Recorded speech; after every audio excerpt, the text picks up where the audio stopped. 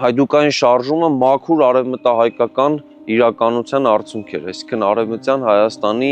իրականության պատճառով էր ի հայտ եկել, արևմտահայկական այս երևույթը այնուամենայնիվ պետք է արևելահայերի որոշակի աջակցությանն արժանանար, այսինքն արևելահայերը պետք է իրենց արևմտահայ եղբայրներին օգնեին, որովհետև գտնվում էին համեմատաբար ավելի բարվոք վիճակում, օրինակ ռուսական կայսրության սահմաններում անձ եւ գույքը ապահովված էր ի տարբերություն արևմտյան Հայաստանի։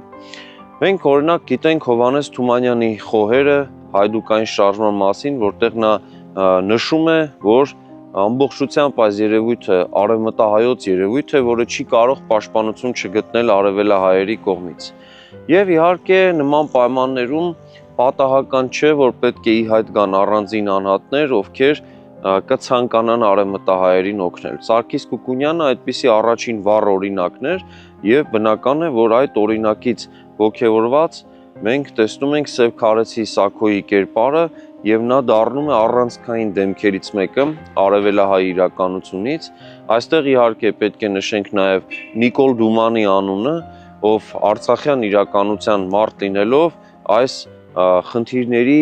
առանցքում էր, էպիկենտրոնում էր եւ Նախագծի գլխավոր գործընկերն է Converse բանկը, ֆինանսական աշխարհի ձեր հուսալի գործընկերը։